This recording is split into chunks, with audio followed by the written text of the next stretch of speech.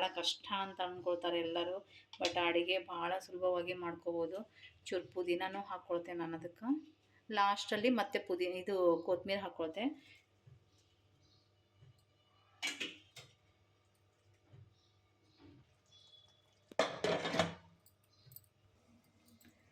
ಇದು ಸ್ವಲ್ಪ ಕುದ್ದಿದೆ ಅಲ್ವಾ, ಇವಾಗ ಇದು ಚಿಕನ್ ಸ್ವಲ್ಪ ಕುದ್ದಾಗೆ ಟೊಮೊಟೊ ಹಾಕ್ಕೋಬೇಕು.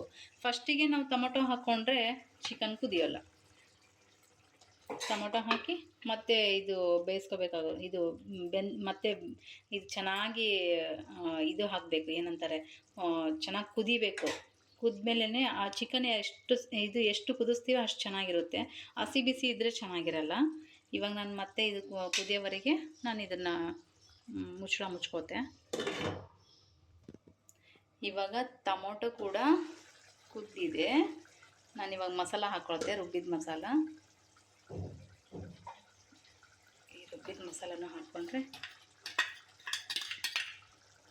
ಕಲಿಸ್ಕೊಂಬಿಡಿ ಎಲ್ಲ ನೀಟಾಗಿ. ಕಲಿಸ್ಬಿಟ್ಟು ಸ್ವಲ್ಪ ನೀರು ಹಾಕಿ ಮತ್ತು ಇದು ಸ್ವಲ್ಪ ಬೇಯಲಿಕ್ಕೆ ಬಿಡಬೇಕು.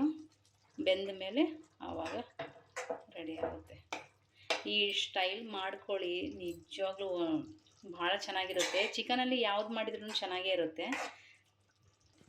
ನಾ ಇದರಲ್ಲೇ ಕಸೂರಿ ಮೇಥಿ ಕೂಡ ಹಾಕ್ತಾಯಿದ್ದೀನಿ.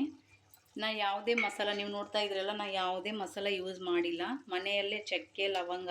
ಆದರೆ ಇವಾಗ ಭಾಳಷ್ಟು ಜನ ಚಿಕನ್ ಮಸಾಲ, ಆಮೇಲೆ ಹೊರಗಡೆ ಇದು ಮಸಾಲ ತೊಗೊಂಡು ಬಂದು ಇದು ಮಾಡ್ತಿರ್ತಾರೆ. ನಾ ಇದು ರುಬ್ಬಿದು ಪೇಸ್ಟ್ ಮಾಡ್ಕೊಂಡಿದ್ನಲ್ಲ, ಅದರಲ್ಲೇ ಸ್ವಲ್ಪ ಮಿಕ್ಸಿ ಜಾರಿ ಒಳಗೆ ನೀರು ಹಾಕಿ ಇದರಲ್ಲಿ ಹಾಕ್ತಾಯಿದ್ದೀನಿ. ಯಾವುದು ಮಸಾಲ ಯೂಸ್ ಮಾಡ್ತಾ ಇಲ್ಲ ನಾನು. ಚಕ್ಕೆ ಲವಂಗ ಇದೆ ಮನೆಯಲ್ಲಿ ಯಾವ್ದು ಸಿಗುತ್ತಲ್ವ ಅದೇ. ನಾವು ಹೊರಗಡೆ ಚಿಕನ್ ಮಸಾಲ ಆಗಲಿ ಯಾವುದು ಯೂಸ್ ಮಾಡೋಂಗಿಲ್ಲ. ನಾ ಇದರಲ್ಲೇ ಸ್ವಲ್ಪ ಕೊತ್ತಂಬರಿ ಹಾಕ್ತಾಯಿದ್ದೀನಿ. ಹಾಕ್ಬಿಟ್ಟು ಇವಾಗ ಇದನ್ನು ಒಂದು 10 ನಿಮಿಷ ಇದು ಬೆಂದರೆ ಸಾಕು, ಅಷ್ಟೇ, ಮುಗಿದೋಯ್ತು. ಇದು 10 ನಿಮಿಷಕ್ಕೆ ಚಿಕನ್ ಗ್ರೇವಿ ರೆಡಿ ಆಗುತ್ತೆ.